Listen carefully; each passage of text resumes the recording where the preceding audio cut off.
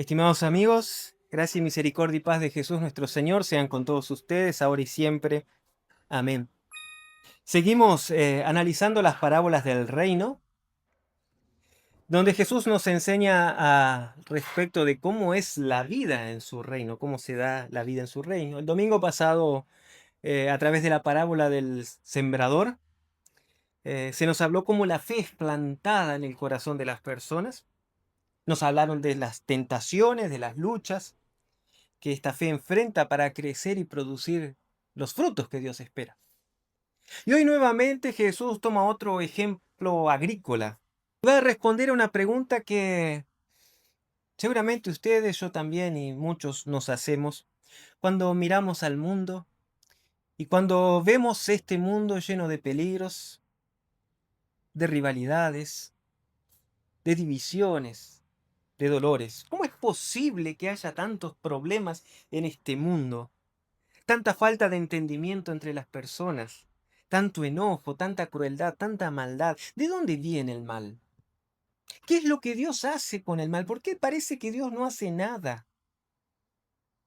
¿Por qué permite Dios que pasen tantas cosas crueles? Y no precisamos solamente mirar al mundo, mirar por la ventana hacia allá afuera. Podemos mirar más cerca de nosotros, nuestros entornos, nuestras familias, nosotros mismos, mirarnos nosotros en nuestro interior. Nosotros también somos parte muchas veces y evidenciamos algún tipo de fruto de la cizaña que el diablo siembra en nuestro corazón. Estamos involucrados también en esto, en ese conflicto donde la buena semilla y la cizaña conviven. En la parábola los siervos se hacen preguntas parecidas. ¿De dónde viene la cizaña? ¿Acaso sembraste cizaña? ¿No era buena semilla la que sembraste?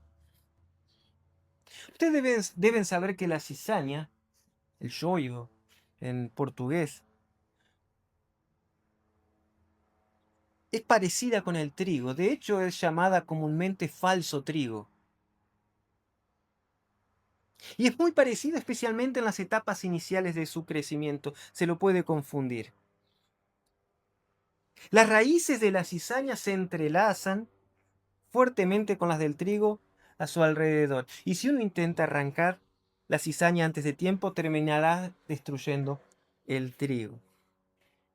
Cuando el trigo madura, sus espigas se llenan de grano, lo que hace que la planta se incline por el peso. En cambio, la cizaña produce un grano mucho más liviano y también de un color más violeta. Y entonces se percibe la diferencia. Pero ¿de dónde surge esta cizaña? Y luego, ¿qué debemos de hacer con ella en cuanto a este proceso de crecimiento donde la cizaña quita fuerzas, complica la vida del trigo para que éste crezca y produzca frutos? ¿Vamos a arrancarla de raíz, de inicio? ¿Vamos a resolver el problema? ¿Vamos a limpiar el mal?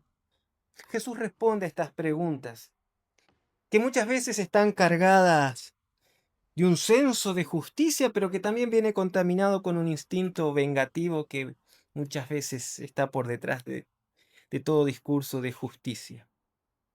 Y Jesús lo hace con amor y con paciencia a través de esta parábola.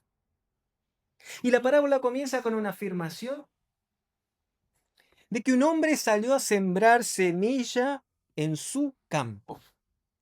Semilla buena en su campo. Dos afirmaciones muy importantes hay aquí dentro de esta primera frase de la parábola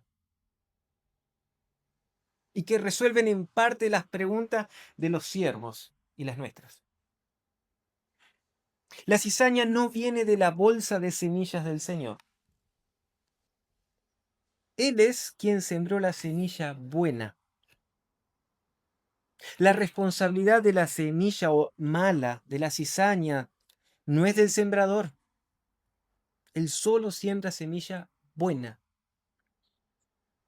Y esta es la primera buena noticia que podemos oír del Evangelio hoy. Dios no siembra mentiras, Dios no siembra violencia, Dios no siembra incredulidad, arrogancia. Eso no es obra de Dios. Él no siembra infidelidad, Él no siembra semilla de muerte. Por el contrario, la siembra de Cristo produce en el corazón de las personas arrepentimiento, produce fe, produce deseo de oír la palabra, produce humildad, amor, compasión, perdón, esperanza, paciencia, deseo de servicio, dominio propio. Cuando vemos todo esto es porque allí ha pasado el Señor sembrando su buena semilla. Y el otro punto de la afirmación es que, y no menos relevante, es que el sembrador salió a sembrar en su propiedad. La explicación va a decir que el terreno es el mundo. El mundo con todo lo que en él hay le pertenece al Señor. Él es el dueño. Él estaba allí antes que el mundo existiese y lo estará después, como decía el profeta Isaías.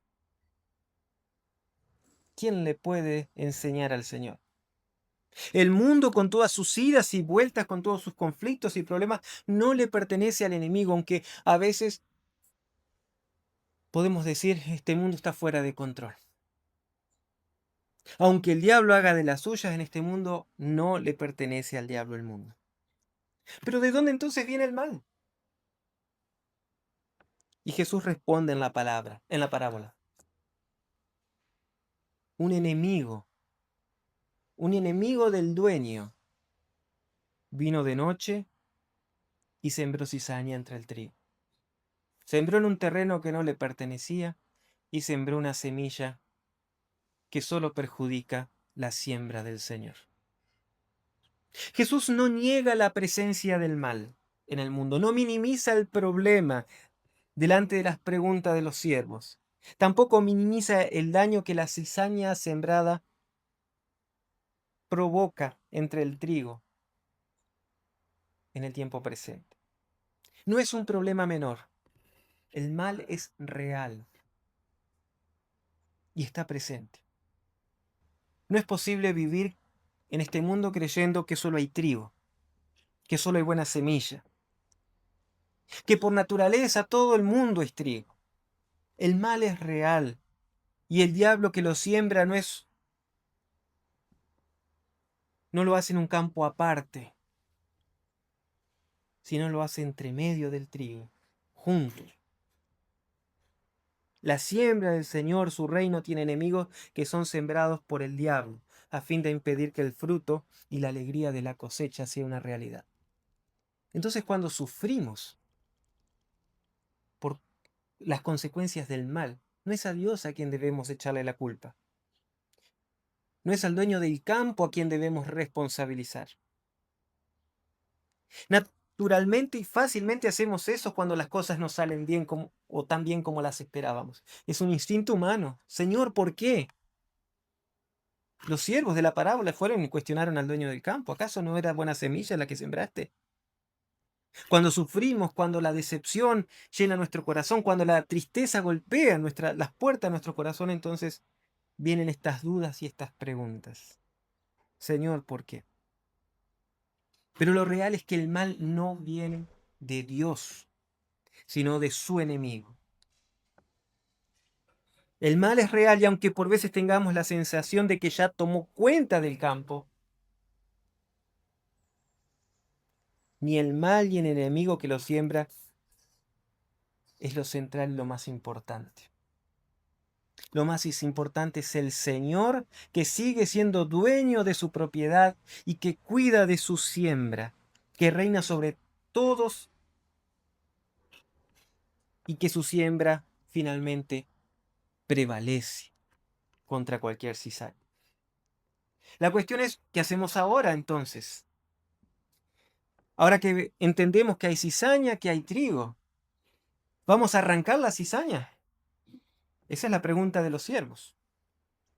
Pregunta que puede ser muy llena de sentido de justicia, de celo por el reino de Dios.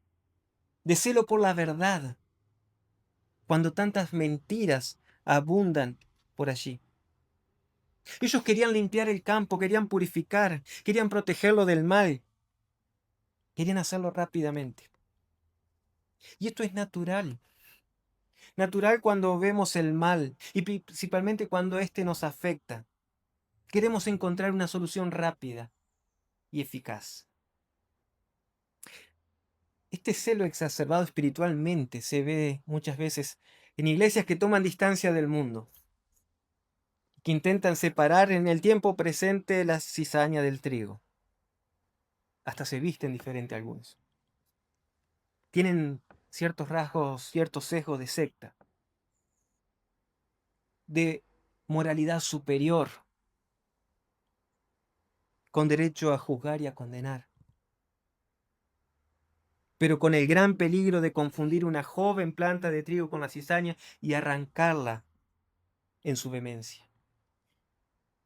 Esto es lo que el Señor quiere evitar.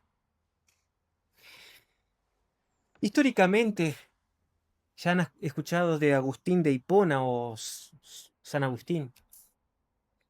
Utilizó esta parábola justamente para combatir una herejía en el siglo IV de la Iglesia. Esto no es nuevo. Una corriente que exigía una iglesia absolutamente pura y sin pecadores. El donatismo era esta corriente. A inicios del siglo IV se vivió una persecución muy dura de parte de Diocleciano, uno de los más crueles emperadores de Roma, y líderes de la iglesia eran obligados a entregar las pocas escrituras que había en la época y adorar a los dioses romanos. Y por miedo en la prueba, por miedo a la muerte, al sufrimiento, muchos entregaron y muchos vivieron la apostasía, o sea, renunciaron a Dios y adoraron, se inclinaron delante de las estatuas de los romanos. Cuando Constantino asume el poder, cuando la iglesia cristiana se torna la fe oficial del imperio, ahí surge esta enseñanza de aquellos que, claro, no habían pasado por la persecución, porque si se mantenían fieles, su cabeza ya no estaría ligada a su cuerpo. Pero empezaron a señalar a aquellos que por miedo a la muerte cayeron y que ahora retornaban a la iglesia. Y ahí empieza liderado por un obispo llamado Donato, precisamente, esta herejía donatista. Y esto es lo que San Agustín combate, esta idea de purificar la iglesia, de entender que la iglesia puede ser santa y perfecta en el tiempo presente. Por ello la respuesta del dueño delante de esta idea de los siervos es: dejen crecer la cizaña junto al trigo hasta el tiempo de la cosecha. ¿Cómo es posible? ¿Cómo es posible? Podría argumentar algún puritano. ¿Cómo vas a permitir eso? ¿Será que Dios no quiere proteger su plantación? ¿Será que Dios está desinteresado con los suyos? ¿Será que Dios está minimizando el mal? ¿Que el mal no es tan mal así? ¿Será que Dios está entrando en la onda de que todo está bien? De que el pecado ya no es tan pecado, es una simple falla, un simple error. ¿De que hay que anunciar solo amor y que la ley es cosa del pasado? No, no ese es el mensaje de la parábola, no ese es el mensaje de Jesús. Dios se opone al mal abiertamente y la iglesia es llamada a seguir, sí, llamando al pecado como pecado. Es llamada a advertir sobre las consecuencias también del pecado. Y debe consolar y proteger al que tiene el corazón herido por causa del pecado. La iglesia precisa seguir anunciando con claridad ley y evangelio. De hecho, cuando Jesús prohíbe una purificación temprana de su cosecha, lo hace para proteger al trigo. no porque esté desinteresado con el fruto de la semilla que él plantó. Él dice, no sea que al arrancar la cizaña también puedan arrancar al trigo. Hay celos por la verdad y por la justicia que hacen daño. Tener la verdad no me da la autoridad para decirla de cualquier forma, sin amor, sin misericordia por aquel que está en el error. Hay juicios que se hacen movidos por el sentido de justicia, que no se hacen movidos por el sentido de justicia, perdón, sino por la falta de paciencia, por rencor, o a veces por la dureza del corazón de creerse a sí mismo superior y con el derecho de hacerlo. Y así, pretendiendo limpiar la iglesia, podemos acabar lastimando al trigo.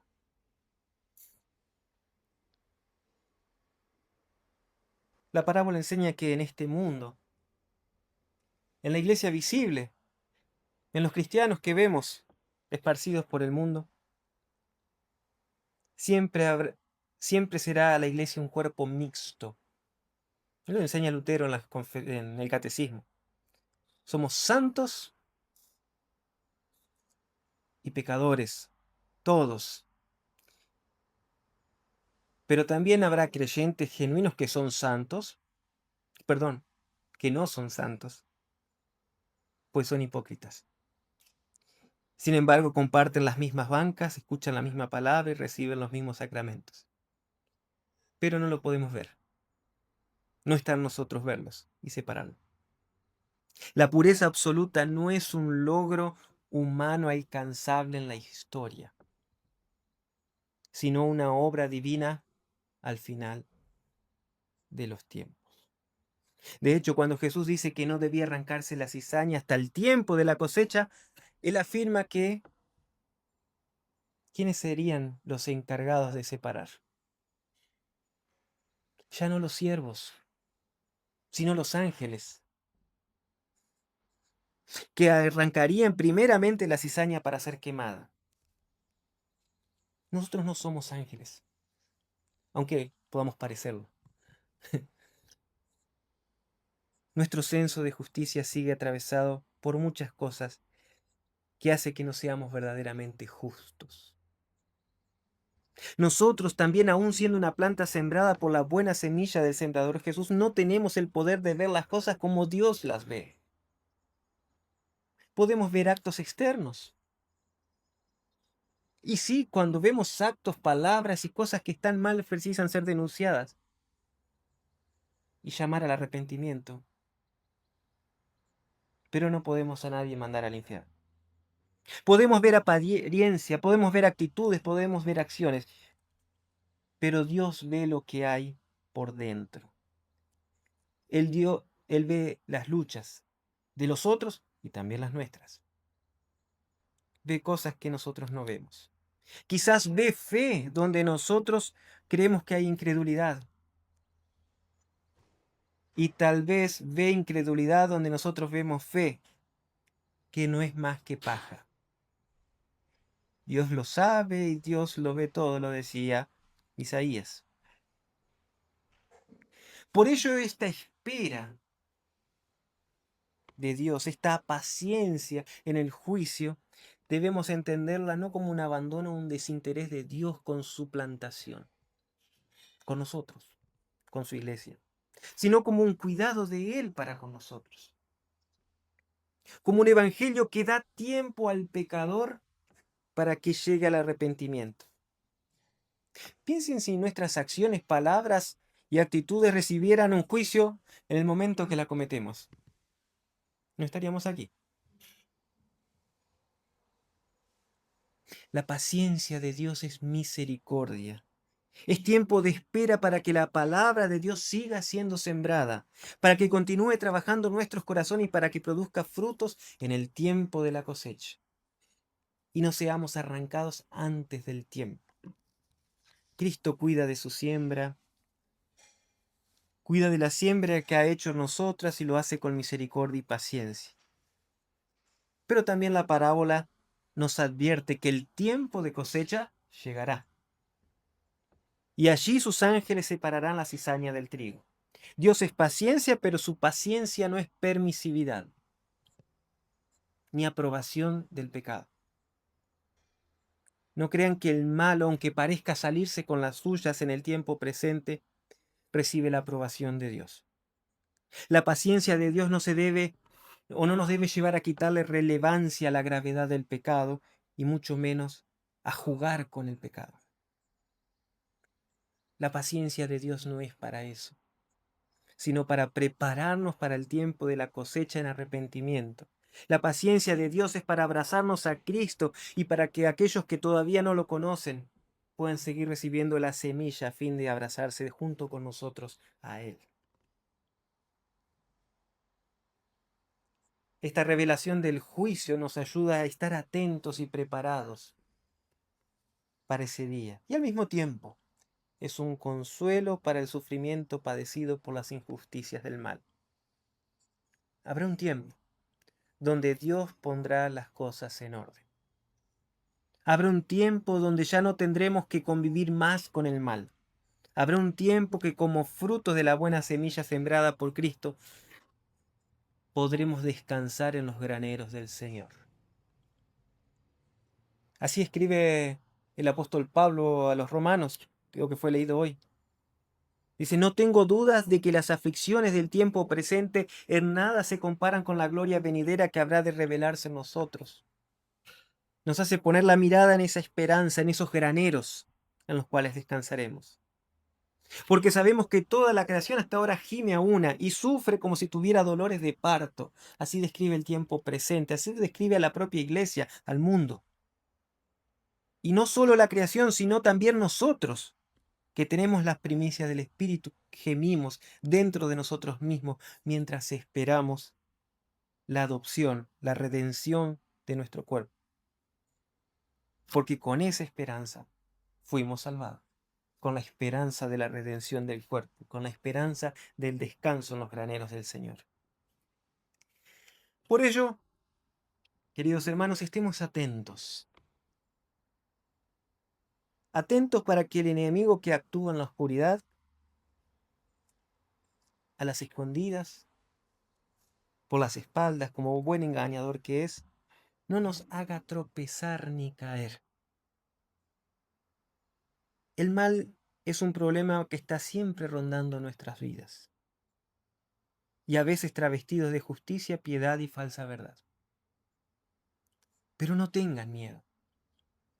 No desesperen porque el dueño de campo cuida del trigo que él ha sembrado.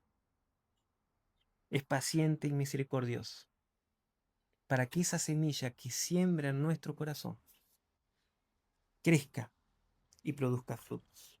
Por ello, en cuanto esperamos, busquemos y deseemos esa semilla que Cristo nos ofrece en su palabra en la Santa Cena.